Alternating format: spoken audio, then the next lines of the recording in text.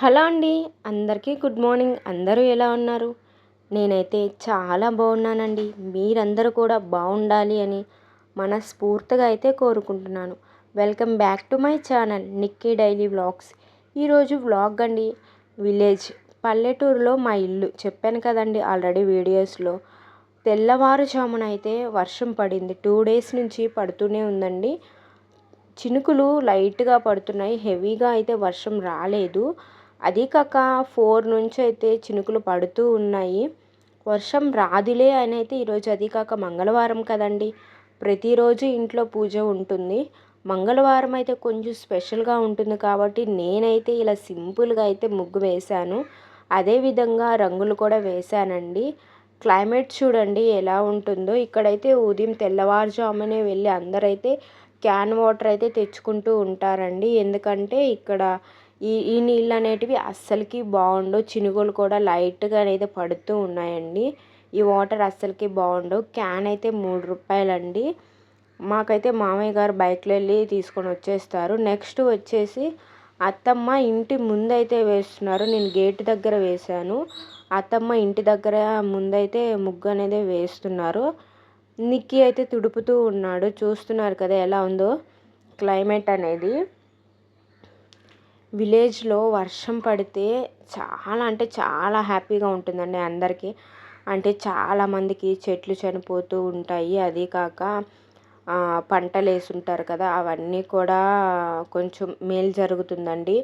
అదే కాక చూస్తున్నారు కదా, అంతకుముందు అరటికాయ మొగ్గ అనేది ఉండింది. ఇప్పుడైతే కాయలు కాస్తున్నాయి దానికి చిన్న చిన్నగా. ఇదైతే ఇసుకలో తాటివి ముంజులు అనేటివి వేశారండి. అంటే తేగలు వస్తాయి కదా, అవనేది వేశారు అక్కడ ఇసుకలో.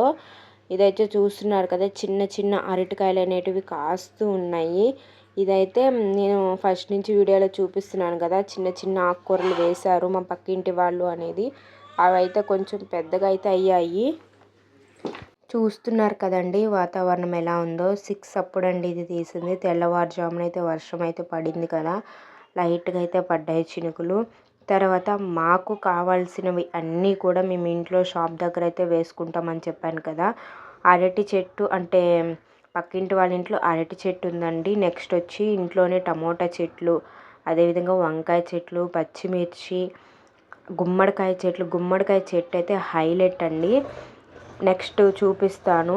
వాషింగ్ మిషన్లో అయితే బట్టలు వేసాము. మార్నింగ్ టైం అయితే ఎక్కువ వాటర్ అనేది అస్సలకి రావు.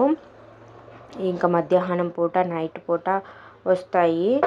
అందుకోసమనే మేమైతే అక్కడ గుడ్డలన్నీ వేసి పెట్టేసాము. వెంటనే వచ్చినప్పుడు వేయచ్చు కదా అని.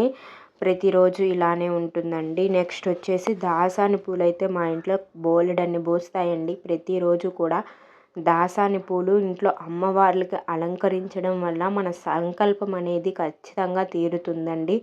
ఏ సమస్యకైనా పరిష్కారం అనేది దక్కుతుంది. ఎక్కువ కూడా దాసాని పూలు లక్ష్మీదేవికి పెడుతూ ఉండమంటారు కదా. లక్ష్మీదేవికి పెట్టడం వల్ల మన సమస్యలు కూడా తొలగిపోతాయి అని పెద్దలు చెప్తూ ఉంటారు. ఎక్కువ మేమైతే రెక్కదాసాని పెడుతూ ఉంటాం. ఇట్లా 2 రకాలు ఉన్నాయండి, ముద్దదాసాని, రెక్కదాసాని, 2 కూడా పెడుతూ ఉంటాము. నెక్స్ట్ వచ్చి ఇవి చూడండి, గేటు ముందైతే అలంకరణగా ఆరెంజ్ కలర్లో బాగా ఉంటుందండి ఈ చెట్టు అనేది. నెక్స్ట్ చూస్తున్నారు కదా స్కూలు, ఆ క్లైమేట్ ఎలా ఉందో. వర్షం పడేలా ఉంది, చల్ల గాలి, వాతావరణం అంతా చాలా బాగుందండి. ఇక్కడ ఎదురుగా కనిపిస్తుంది అయితే సీతాఫలం చెట్టు, ముందింటి వాళ్ళది. చూస్తున్నారు కదా గుమ్మడికాయ చెట్టు. ఈ గుమ్మడికాయ చెట్టు చాలా పువ్వులు అయితే పూసాయండి. కానీ అన్ని పూలకు కూడా కాయలు అనేది అస్సలు కాయవు. ఏదో ఒక పువ్వుకైతే కాస్తాయి. ఇప్పుడు నేను మీకు 2 కాయలు అయితే చూపించాను. ఇది 3వ కాయ అండి. ఈ 3 కాయలు చిన్న చిన్నవిగా ఉన్నాయి. దీనికైతే అల్లకం అనేది పెట్టాము. ఒక కంప తెచ్చి దానికి అల్లకం అనేది పెట్టాము. దసరా వస్తుంది కదా, దసరాకి మనకు కంపల్సరీగా అయితే గుమ్మడికాయలు కావాలి. కానీ పురుగు అయితే బేభత్సంగా పడుతుందండి. పురుగు చాలా అంటే చాలా ఉంది. కింద చెట్లకి కానివ్వండి, బయట కానివ్వండి, మిద్దె మీద కానివ్వండి. చూస్తున్నారు కదా, పైన ఒకటి కింద ఒకటి. కిందదైతే చాలా పెద్దది అయిందండి. ఇదంతా కూడా గుమ్మడికాయ చెట్టు నిండిపోయింది. సన్నజాజుల చెట్టు అయితే అస్సలు కనిపించటం లేదు. నెక్స్ట్ వచ్చి కస్తూరి పూలు. ఈ పూలు చూస్తున్నారు కదా ఎంత బాగున్నాయి. ఇవన్నీ కూడా దేవుడికి పెడతామండి. మార్నింగ్ అన్నీ కోసేస్తారు అత్తమ్మ. ఉదయాన పూజ చాలా బాగా జరుగుతుంది. ఇది వచ్చి సీతాఫలం చెట్టు అండి. ముందు ఉంటుంది, ఇంటి ముందు సీతాఫలం చెట్టు అస్సలు ఉండకూడదంట. చూస్తున్నారు కదా, ఇదైతే ఇంకా చాలా పెద్ద గుమ్మడికాయ అండి. దసరాకైతే మాకు షాప్ దగ్గరికి, ఇంటి దగ్గరికి ఇంకా కూడా కాయలు అనేటివి మిగులుతాయి.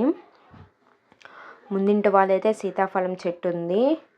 చూస్తున్నారు కదా, తేగలు చేయడానికైతే ఇసుకలో అయితే చేశారు.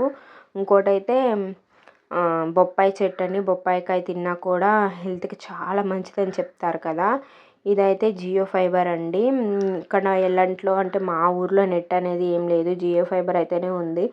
అది కూడా చాలా స్లోగా అయితే వస్తుంది. యూట్యూబ్ చూడడానికి అయితేనే ఉపయోగపడుతుంది. వీడియోస్ అప్లోడ్ చేయడానికి చాలా టైం అయితే తీసుకుంటుందండి. ఎవరైనా పెట్టించుకునే వాళ్ళు ఎయిర్టెల్ అయితే పెట్టించుకోండి, చాలా మంచి రిజల్ట్ అయితే వస్తుంది ఎయిర్టెల్ అనేది. జియో ఫైబర్ అయితే మాకు అది ఒక్కటే ఉంది కాబట్టి అదే పెట్టించుకున్నాము.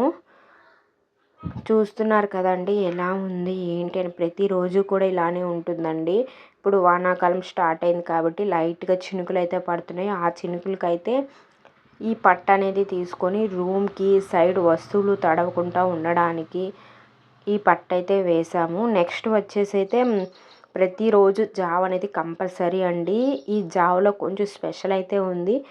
మామూలుగా అయితే మనం వాటర్తో జావ చేస్తాము, అత్తమ్మ అయితే గంజితో జావ చేస్తారండి. రాత్రి వండుతాం కదా, ఆ గంజిని అయితే పక్కన తీసి పెడతారు. ఆ గంజితో రైస్తో అయితే ఈ విధంగా రాగి జావ ప్రిపేర్ చేస్తారండి. నెక్స్ట్ వచ్చి కారము, సద్దన్నము, దోసపిండి అయితే ఉందండి. దోశ కావాల్సింటే దోశ వేసుకోవచ్చు, బోండా వేసుకోవచ్చు అండి. తెల్లవారుజామున మా ఇంట్లో విలేజ్లో జరిగే రొటీన్ డే వచ్చేసి ఈరోజు డే అయితే ఇదండి. మీ వీడియో మీకు నచ్చిందని అనుకుంటున్నాను. నచ్చితే కంపల్సరీగా లైక్ అనేది చేయండి. అదేవిధంగా మా నోటిఫికేషన్ రావడానికి బెల్ ఐకాన్ క్లిక్ చేయండి. మా నోటిఫికేషన్ మీ దాకా వస్తుంది.